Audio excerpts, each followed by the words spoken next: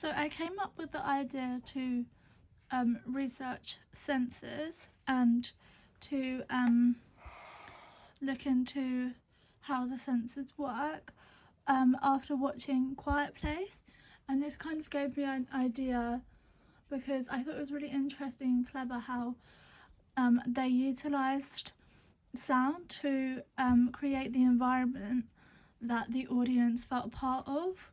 I particularly loved when it was from the deaf girl's perspective and the sound went silent, and it just really created a lot of tension, and after you lost that sense.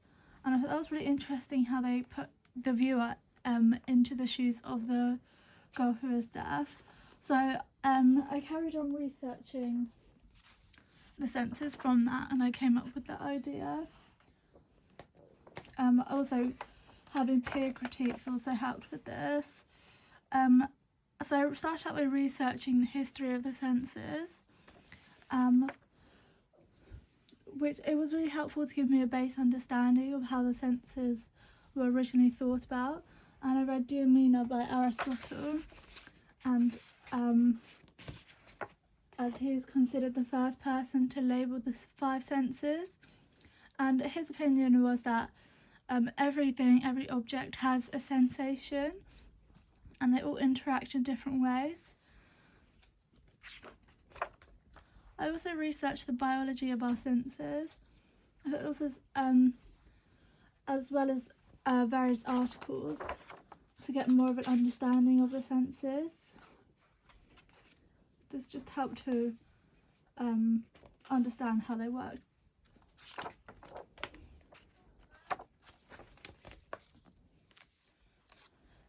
I started researching emotions and memories and how they link to our senses, and I found this was really interesting. It was really something that I found particularly interesting when looking at the senses, and so I decided that this was the area that I wanted to focus on. I researched quite a lot on this. I read these various articles of how businesses utilise our sense of smell and to remind clients of their smell, the smell of the business, which I thought was interesting, and how our smell is one of the first senses that is developed.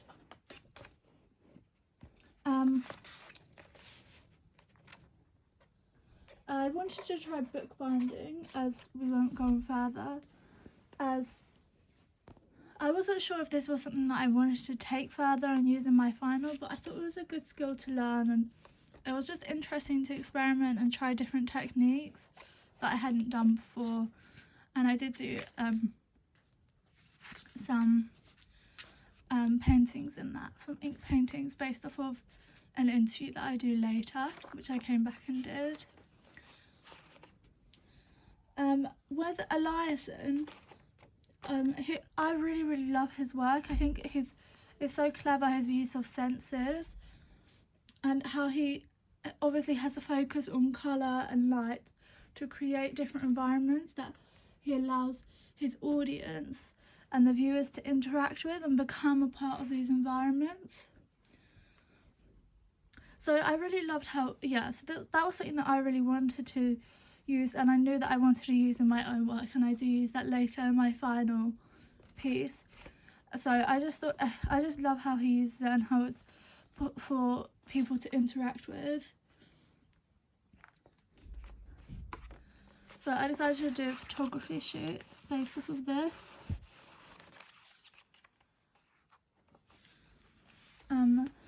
So I kept doing his colour palette. So that was me planning what I was thinking about doing for the shoot. And then this is the contact sheets, and I used a similar colour palette that Eliason uses, so the blues and yellows. And these are some of my favourite photos. I particularly love the blue. I think the cooler tones really, it makes the audience feel colder and like a bit more on edge, which I thought was interesting, and the yellow is definitely a lot more inviting, which I really like. I also focus a lot on like hands and touch, because that is obviously one of the senses, and I there was a good way to have as Ella interacting with the light, similar to how Eliason interacts with or creates an environment where the viewer can interact with the lights and the colours.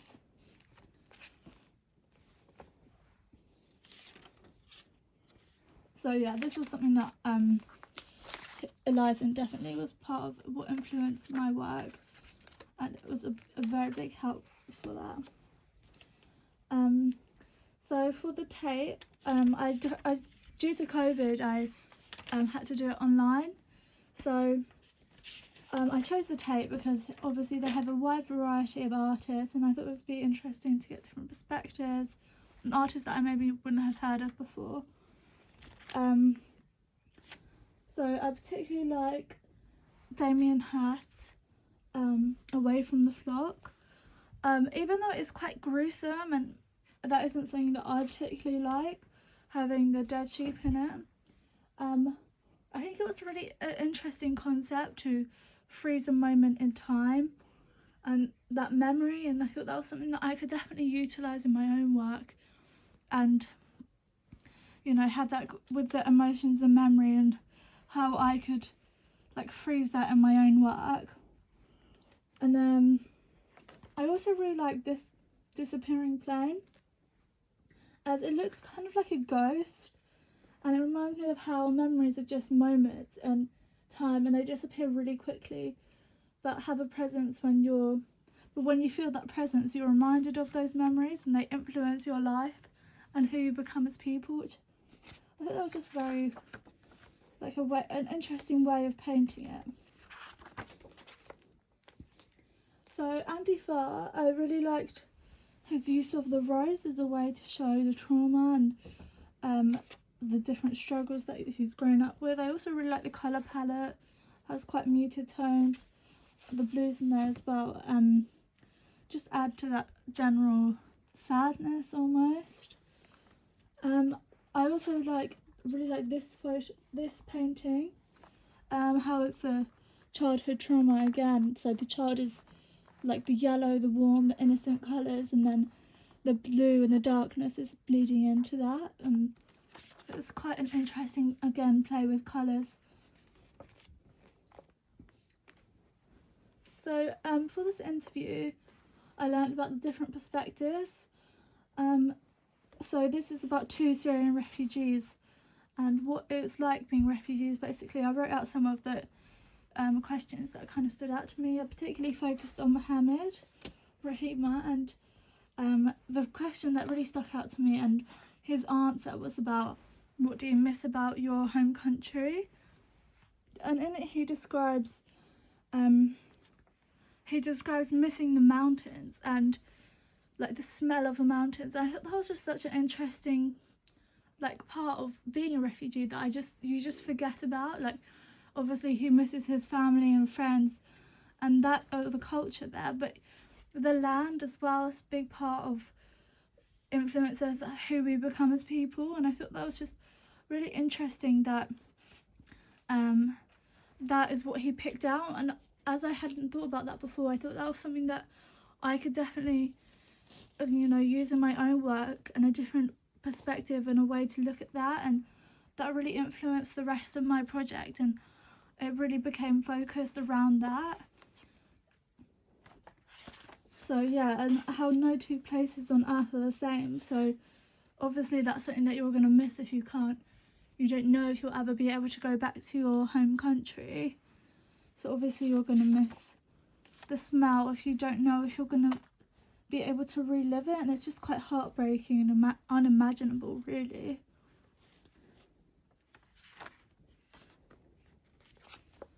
So I researched Louise Bourgeois I found her from the Tate that I had looked at earlier, and I particularly like her spider sculptures.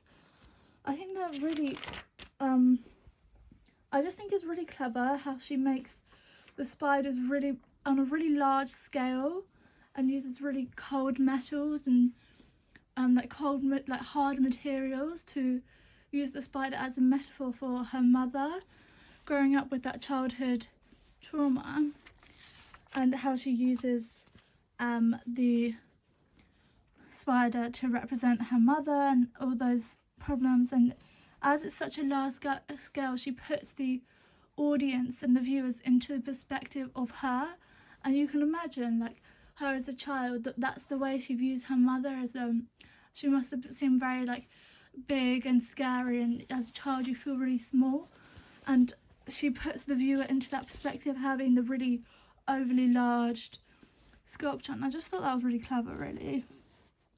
And then obviously the cold materials symbolising that coldness of her mother, really, and the standoffishness, and how, and just generally their relationship, which I thought was interesting. Also, I really like the shapes that she creates with her work, how they're not just straight, there's curves to it, and that shows the story. So I just planned here just doing my own sculpture. So actually, sorry, previously when I was researching the smell of the mountain, because as that was something that had stuck out to me when I was watching the interview, I was thinking about what that smell was and why that scent stuck with him. And so I found out that there's a damask rose, a particular flower that grows in the Syrian mountains, and they have a really distinct smell. So later I use that quite a lot actually in my work, as that's just interesting that that's the smell that stuck out to him. So here I just plan on doing that sculpture of the damask rose, because that is the Syrian flower. So I just planned that here. So here's my wire sculpture that I originally did, and I really didn't like that that flower. It just doesn't look like a rose, and that's obviously what I was going for. So I redid it, and this is the sculpture.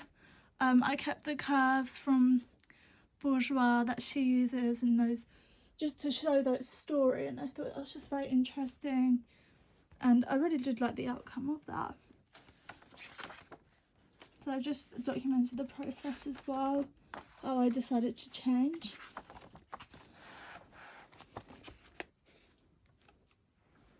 So I enjoyed making the paper making, and it was a really interesting process that I hadn't really thought about before, and I just wasn't quite sure if that was something I would use in my own for my final, but it was good to learn. I'm quite happy with the way it turned out. The colours, I wasn't quite sure what they would be, because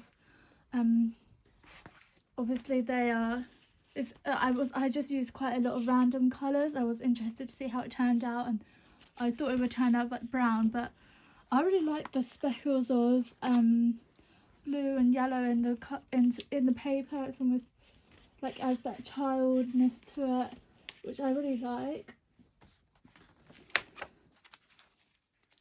So I decided to do a painting on this blue paper that I had made. Obviously I did use the cut-off just to practice painting on the texture, because it's not something I'm used to, and I did realise when I was doing this that it's obviously very textured, so I was going to have to use very thick brush strokes when painting the Syrian mountain. But I do like the way it turned out. I think it's quite interesting, the darkness and the highlights. These weren't so successful, it was too thin, and I hadn't spread the mulch evenly. So here we did screen printing. I did the flowers, which was I quite enjoyed. I experimented a lot with like different colours, layering, which I really like the way they turned out, using fabrics. This one wasn't so successful because I hadn't done it at the right angle, so it smudged, which I didn't really like, obviously. So I just fixed that. And made sure to put the right amount of pressure when pushing the ink through. I wasn't quite sure how I'd use this. I think it was just an interesting skill to learn that I definitely really enjoyed. So with the interviews, I wanted to find out about perspectives of choosing to live in a different place. So I chose my mum and my stepmom, who both grew up in different countries and are from there, and I just thought it was interesting to see what they grew up and reflecting on their sensory memories from their childhood. So in this one, Melanie describes the smell of the soil, the sound of the train, the big horizons. But she had a bit of a different opinion, and she felt like she liked to leave the past in the past, but there were some things that she wanted to experience again, but that wasn't necessarily something she really missed. And then Rachel, my mum, she said that she really liked the smell of the flaxseeds, the popping sound of the wind in long grass, and the sound of the wind through the fences and how they made the humming sound. And she said, Rachel described it, my mum described it more as she was more nostalgic for it, and how she noticed there was a big difference between the wind in New Zealand and in England, and that was something she hadn't really thought about until moving here.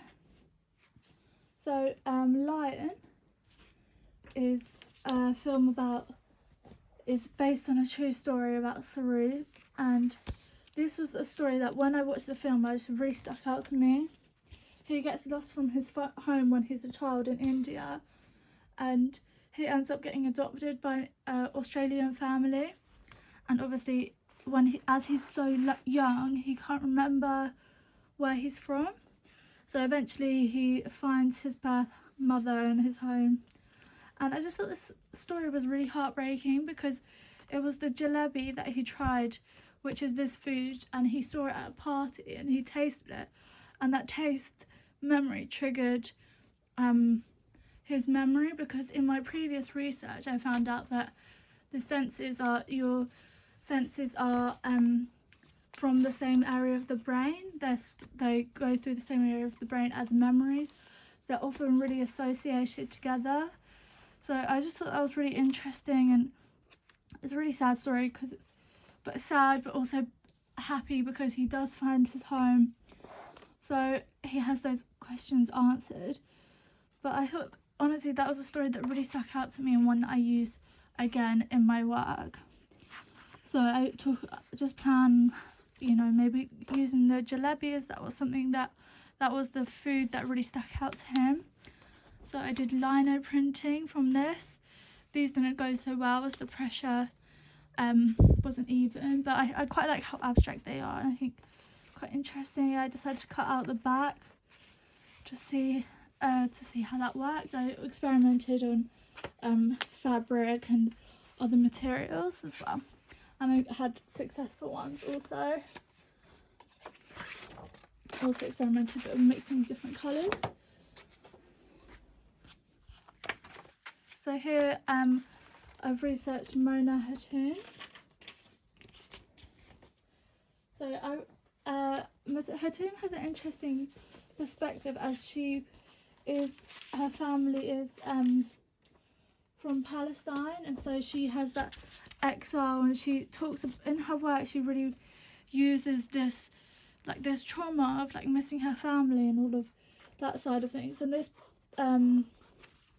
Measures of Distance is one of her works that really stuck out to me, as I thought it's interesting how she used the Arabic writing over the video, the really intimate video of her mother, and how she uses that trauma as makes these really intimate works, so the viewer feels that kind of perspective. So I just experimented with how I could maybe use layering in my own work, and just tried with acetate, his glue, and I just thought maybe this would create some interesting shadows. The lighting isn't quite right, but just something I wanted to try.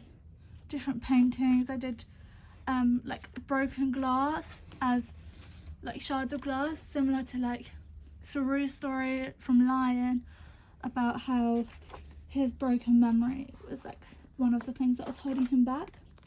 So here I've just come up with some sketches for a final idea. Here I experiment a bit more with wire and different ways that I could create a rose sculpture. That wasn't very successful. We'll talk about that a lot here in my reflective journal. Here's the planning of my final. I've just come up with more of a solid idea of what I want. This was the one that I decided I was going to do. I chose the rose from the Muhammad story. Just coming up with some measurements. So here's Christian Boltanski. I really like to do sort of the lighting and the photos. I thought it was an interesting perspective in his work. And then also Annette Messenger, and she uses the feature that she like particularly focuses on. And then I plan my own piece from this, just a bit of brainstorming really. And then I created this collage, and I used Melanie's story from my interview, and used her eyes, her different features that like obviously she uses to experience these senses, her mouth, her nose, and then also her childhood memories and where she's from in Canada.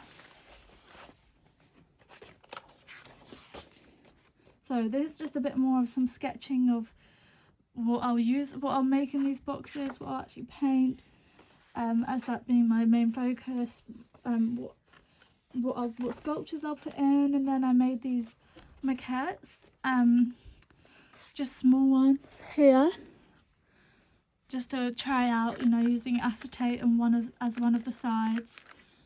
And then I did a bit of a larger one, again with the acetate, just to try it out really. And I also did one in black to see what that looked like, and then sticking the acetate on.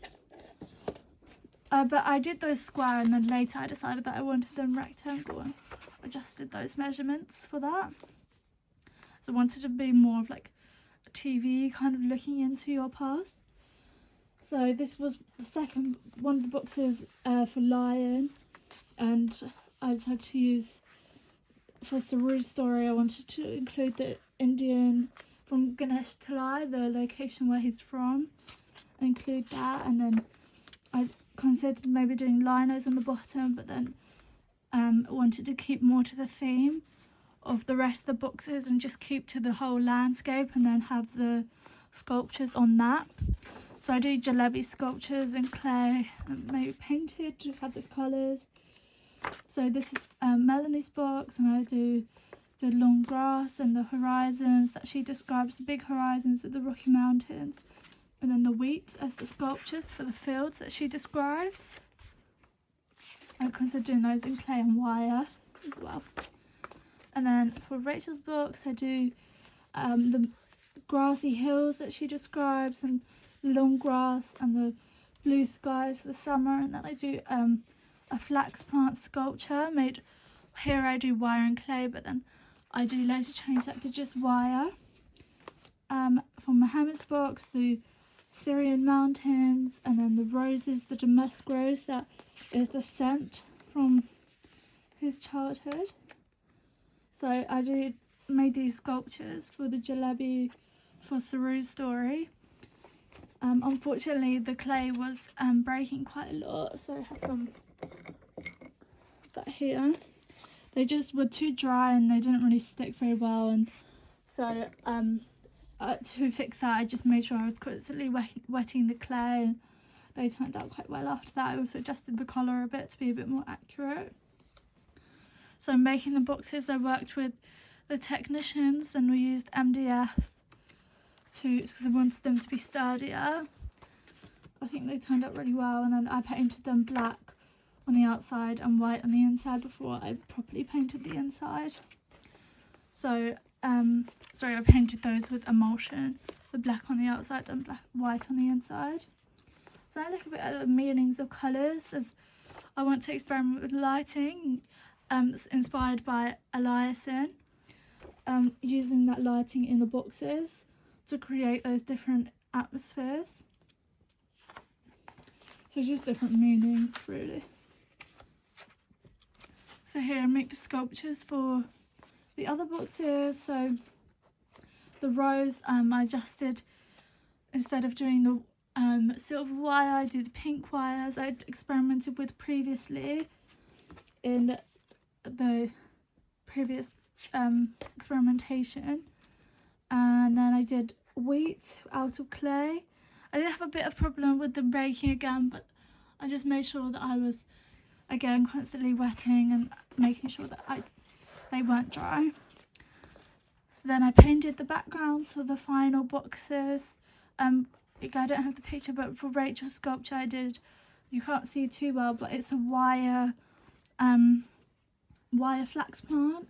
I just thought I could achieve the shapes a bit better of the flax plant than the clay was. It just didn't work very well. It was breaking too much, and I think the wire turned out better anyway. So there's the other one. I stuck them all down with glue gun, using the hot glue gun, as it's quite subtle, you can't really tell, and then they're also quite a lot of support so I can move them around. And then yeah, so that's my book for this project. I also have some researched in my folder from different stories that I've researched, like about a Syrian couple who take the rose with them so that they can keep that smell with them, which I thought was interesting. Also, sorry, this is just another painting that I had from when I was actually painting the clay jalebi. I just thought the colours, it just created an interesting pattern and colours. Underneath, this was the paper that was underneath when I was painting, so that was quite interesting. And then also obviously have my reflective journal, which I used constantly to make sure, so that when I was going back and forward and deciding what I wanted to use in my final, that was keeping everything relevant. So I used my research a lot when I was I used the research a lot actually when I was doing the rest of my work. So I also used my notebook, of course, to come up with ideas and keep on top of everything. So yeah, thank you for listening.